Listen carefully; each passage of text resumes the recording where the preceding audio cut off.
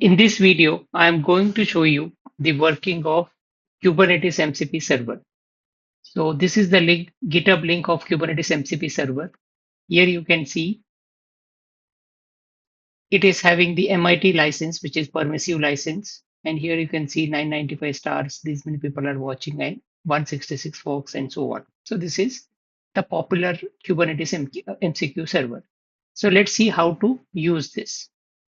So here a small video is given. You can see you can use cloud desktop as your front end, and then you can run whatever commands you want. So this is one of the way of running the command, but there can be like we can do it in a different way also. We can create a UI of our own which will run MCP server in the backend. So in case if you want to use cloud desktop, so this is the configuration that is required. So here we need to use this configuration. I'll show you how to do it. Now let's see what is that we need to do to use this. So all that you need to do is you need to just open the terminal. So I have opened the terminal in some folder called MCP folder. Now this folder can be any folder, and here I can run these commands. So if I just run this command, this repository will be cloned. I've already run this command, and you can see it has created a folder, this folder, MCQ-server-Kubernetes. So I just need to cd into this. Now, then you need to run burn install. I've already done this. Now here using this MCP server, we are going to manage our Kubernetes cluster. But for that, Kubernetes cluster needs to be installed. For installing Kubernetes cluster, we need to install Docker. So I've already installed Docker desktop. So for this, I need to start the Docker desktop. So I'm going to start this Docker desktop, which is already installed. In case it is not installed, you need to install it. Now, after installing Docker, for Kubernetes cluster, the easiest way is to install Minikube. So I've already installed Minikube. I'm now going to start the Minikube by using Minikube start. So Minikube is a mini Kubernetes cluster, or you can say single node Kubernetes cluster. So the Kubernetes cluster is going to start. Now it is this cluster that I'm going to manage using MCQ server. So here I can run some basic Kubernetes command, kubectl get pods to see the pods. Here you can see there is one pod that is already running. And if I want to see all the pods, I can use capital A. So these are all the pods in different namespace they are running.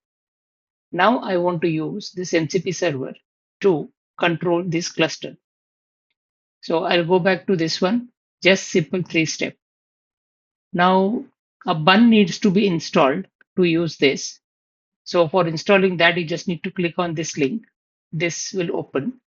So here the instructions are given to install bun in different environments like Mac OS. This command can be run npm, homebrew, Docker, etc. You can also run it as a Docker container.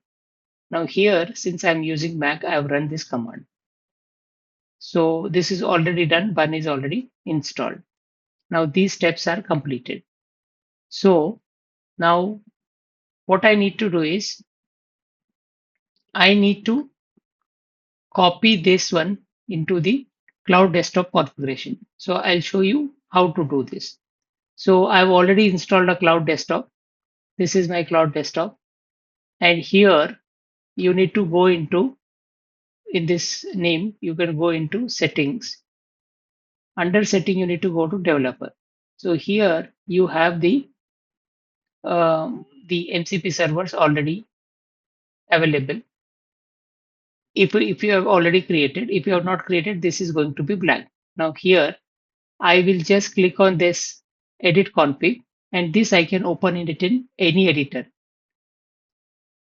So this will be blank file in the beginning when you are using it for the first time. What I've done is I've just copied and pasted this configuration here and then saved it.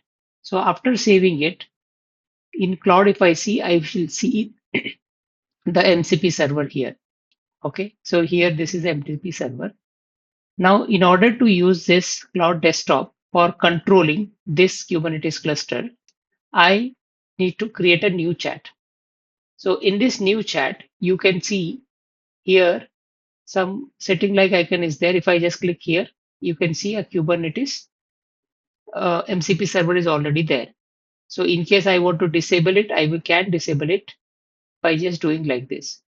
Now here, this MCP server, you can see it has different functions available.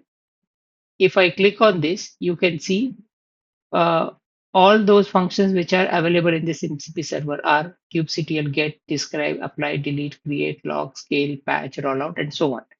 So here you can see there are so many functions which are already defined. Now, what I want to do is using Cloud Desktop, I want to run something, I want to get some information. So, what I will do is I will say list all the pods. Now, when I am saying list all the pods, I am referring to this Kubernetes cluster. Now, if I don't use MCP server, it will not know which cluster to refer to. But here, since I've created a MCP server and in the configuration, I've mentioned this MCP server. So here, I will just say list all pods. Let's see what happens. So when I said list of all pods, it has automatically detected which MCP server to call. So it is asking me for permission to use this MCP server. I will say allow always. So here it is running this function to get the list of all the pods. Okay, list all the pods. So it is listing all these pods.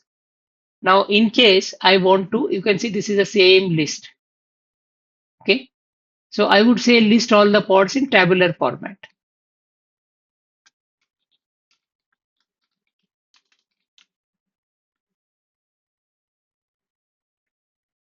So you can see it is calling this MCP server.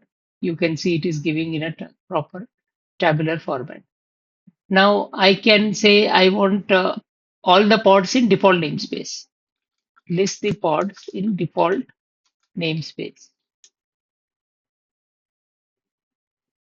So in default namespace here, if you just see kubectl get pods hyphen n default, or so here you can see Nginx pod is running. So here I'm expecting the same answer with the cloud desktop. So here you can see it is showing Nginx. Now what I will say is delete Nginx pod from default namespace. Delete Nginx pod from default namespace. So here it is again asking because it is now going to delete. So it is calling this function in the backend. Okay. So it is saying that the pod is successfully deleted. And after that, it is again invoking this command. Now it is empty. So let me see. I will run the same command to see if I see the Nginx. So you can see no resources found in default namespace. It means that this pod is successfully deleted.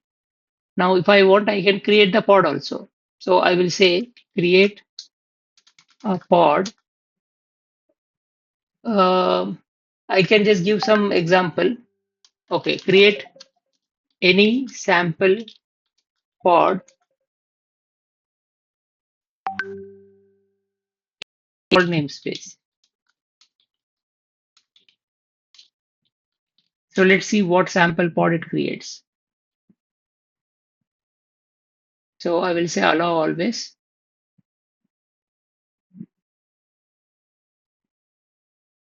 So it failed once, it is trying again. Okay, it is able to create.